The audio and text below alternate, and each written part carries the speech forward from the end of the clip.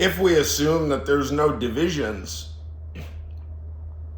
for a second discursively, even though there are irreducible divisions, I'm not sure we know where they are ever.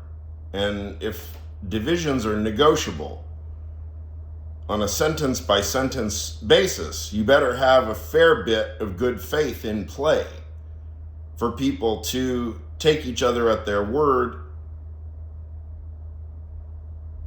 even if they ostensibly or verifiably, demonstrably speak different languages. I mean, there is a brilliant section in Der Gedanke right around where Herbert Garner comes in, where Frege considers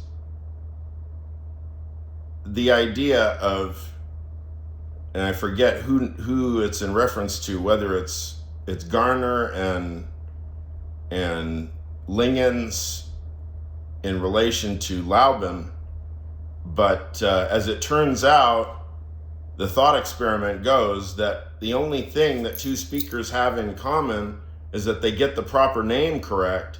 And as it turns out, even though they're ostensibly speaking the same language, it's just that the differences in knowledge are such that one of the speakers only literally knows one thing about that individual, Laubin. And the other individual actually knows Laubin, everything about Laubin except that one thing. Call it where he was actually born, Laubin. So somebody from around, let's say, Laubin's birth knows that's Laubin and he was actually born there at that date. And let's say, that person is the only person left alive that knows that sentence is related to Laubin and that this is Laubin right here, Gustav Laubin. Otherwise, Laubin and this individual, they've never met. Let's say Laubin's really young. Let's say he's 20. And this individual is like 50 or 60 or something. It's a friend of the family, right? They've never met. If they bumped on the street, and let's say it's Herbert Garner passes by Laubin, Garner would know Laubin, but Laubin not Garner. But it's Lingens. Laubin's going to meet Lingens at the cafe. Lingens knows everything about Laubin. Lingens, of course, and Garner have never met. But they could pick the same individual out of a lineup by the same exact name, Gustav Laubin.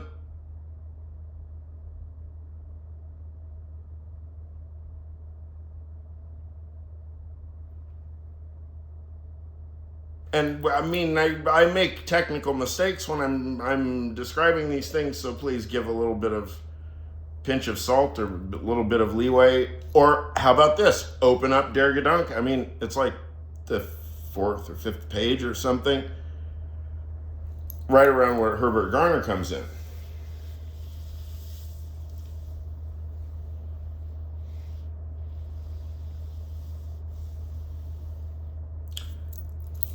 I ostensibly be speaking English, and you ostensibly be speaking English. Sorry. See, now I won't edit that part out. What is the comedian that I'm referring to? And they probably did like Eddie. Is that Eddie Murphy? Okay, I'll blame Eddie Murphy. Because Eddie Murphy had a really bad influence. Really influenced me when I was a child. And my mind was traumatized by Eddie Murphy's stand-up comedy. And so sometimes if I say, English, then I would just blame Eddie Murphy and comedians like that, really. Because I was just totally traumatized by stand-up comics growing up.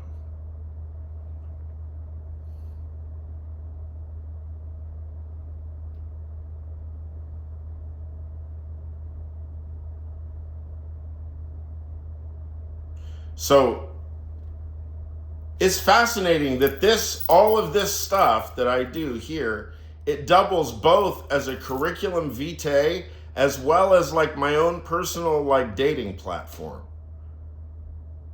Because of the fact that I kind of just do the dilettante, whatever the fuck, somehow, for various reasons, I just believe that I can pour all my whole life into this as much as I can possibly manage, and that's okay. I don't know why I think it's okay. I guess that's part of the investigation, is exploring whatever the limits were or are. What is it that we take to be the division between public and private? And what is the division that we take to be between charlatan and man of knowledge? Or charlatan, between charlatan and teacher, right? So we're in the very fortunate position that we objectively have a dear presidential leader, dear leader number 47, Donald John Trump, right? Is a verifiable, demonstrable charlatan, right? So we have this opportunity to philosophize about what it is that a charlatan is not, just as much as we do get to think about what a charlatan is, because he is exemplifying a whole kind of charlatan ethos, right, that we're exposed to. It's just in our face every day, all day, nonstop, like Chinese water torture, right? If that's a thing, I don't know. Sorry, I'm picking my nose. Okay.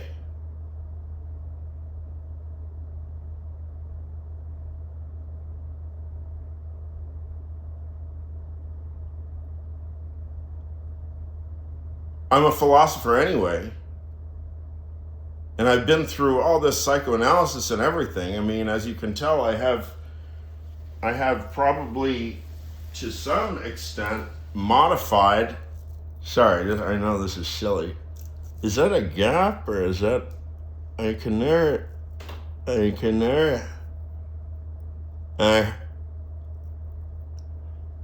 I promise, dear Professor Sopolsky, I'm not showing my teeth in order to intimidate you like I'm a non-human primate, but hey,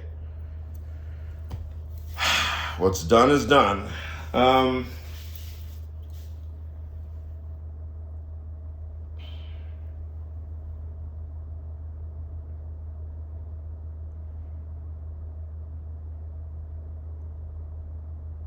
So if there's no divisions discursively through my life, I mean, if I just as well expose everything to open scrutiny and, let's say, absolutely throw my life into the discourse of Gustav Laubin and Der Gedanke permanently, no remainder, then all the data of my life, the most secret, intimate details, become mappable, they say. Therefore, this is every bit as much of a confessional and a memoir and a fucking dating website and a logic class and a class about the history of the symbolic notation of mathematical logic and related systems. And it's also a fair bit of just straight up first person psychoanalysis, confessional psychoanalysis, Are these categories up for grabs? Public, private, subjective, objective. Y'all allow me, as the pro philosopher, you allow me the leeway to ask and investigate these questions because of several factors.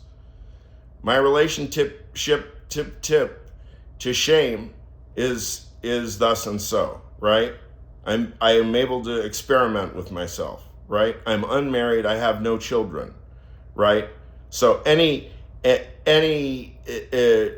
ass of myself only it can reflect on me, and to whatever degree it reflects on my parents, that they're not mature enough to just simply laugh or whatever, right? So I am in the position, I have engineered my life quite intentionally, whether conscious, whether unconscious, but yeah, I followed the path of a religious philosophical mystic such that I'm independently wealthy. I have all the time in the world to think and dream and postulate and to be there for my friends. Really, hopefully that's the number one thing. Even though I say the narcissistic thing first, really ultimately knowledge is for what? It's for my friends. So it can't be directly. I can't pretend to teach my friends. They know just to my, if I'm Lingens and you're Garner, you speak one language and I speak another, and we come together right at the juncture of some proper names, and that's, who's the teacher, who's the student, who gives a shit? I don't.